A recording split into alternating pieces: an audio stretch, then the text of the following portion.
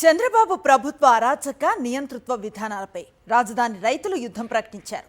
అమరావతి పేరు చెప్పి తమ భూములు లాక్కోవాలని చూస్తే పరిణామాలు దారుణంగా ఉంటాయని హెచ్చరిస్తున్నారు.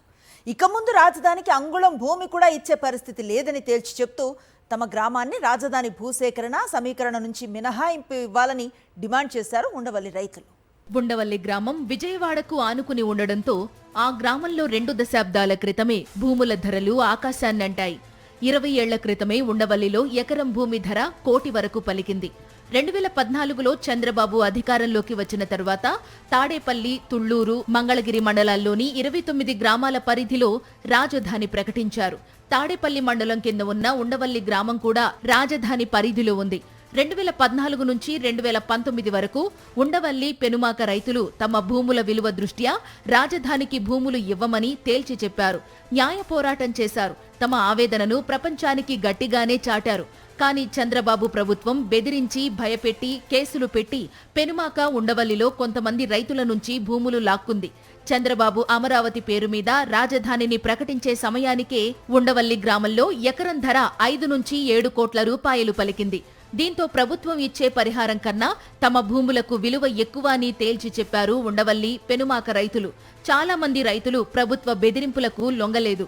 అంతేకాదు, ఈ రైతులు తాము రాజధానికి వ్యతిరేకం కాదని, ప్రభుత్వం చెబుతున్న రేటు తమకు సమ్మతంగా లేదని పదే పదే చెబుతూ వస్తున్నారు.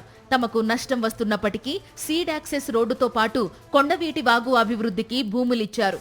పవన్ కళ్యాణ్కు కూడా చెప్పి ఆయన్ను ఒప్పించారు. అయితే చంద్రబాబు భూదాహం తీరలేదు. 2వ విడత భూ సమీకరణ పేరు చెప్పి మరలా వేలాది ఎకరాలు తీసుకుంటామంటున్నారు. స్వచ్ఛందంగా భూములు ఇస్తే ఇవ్వాలి, లేకపోతే బలవంతంగా లాక్కుంటామని ఉండవల్లి రైతులతో అంటున్నారు. దాంతో మండిపడుతున్న ఉండవల్లి రైతులు రాజధాని భూ సమీకరణ నుంచి, భూసేకరణ నుంచి తమ గ్రామాన్ని మినహాయించాలంటూ కలెక్టర్తో పాటు సిఆర్డీఏ కమిషనర్కు వినతిపత్రం అందించారు. మరోమారు తమ బాధను, ఆవేదనను, ఆగ్రహాన్ని తెలియజేశారు.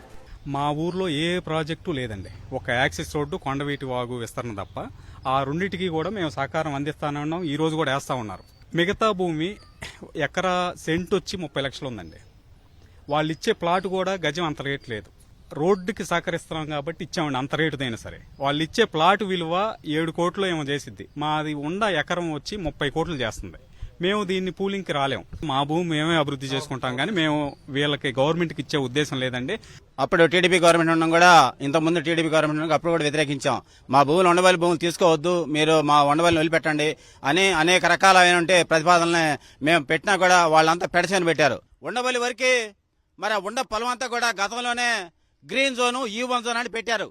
అంటే ఎక్కడా కూడా ఏమీ ఒక్క ప్లాట్ కూడా, ఒక ఇల్లు కూడా, ఒక రేగుల చెట్టు కూడా కడతానికి లేదు. అసలు మా భూముల్లో మేము కట్టుకోవడానికి, మా ఇల్లు కట్టుకోవడానికి ఆయన ఎవరండి పెడతానికి? అసలు ఏం అధికారం ఉంది? మేము మాయా పొలాలు గవర్నమెంట్. ఇప్పటికే ప్రభుత్వం వద్ద 55,000 ఎకరాల భూమి ఉందని, రాజధాని నిర్మాణానికి ఆ భూములు సరిపోతాయని ఉండవల్లి రైతులు చెబుతున్నారు. ప్రభుత్వం బలవంతంగా రైతుల నుంచి భూములు తీసుకుని రియల్ వ్యాపారానికి పాల్పడడానికి చూస్తోందని, ఇది సబబు కాదని, దీనిపై పోరాటం చేస్తామని ఉండవల్లి రైతులు తెగేసి చెబుతున్నారు.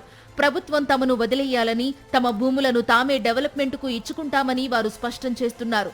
ప్రభుత్వ భూసేకరణ, సమీకరణ విధానాలు తమకు ఎంతమాత్రం సమ్మతం కాదని మరోమారు అధికారులకు వివరించారు. తమ నిరసనను, వాదనను తెలియజేశారు.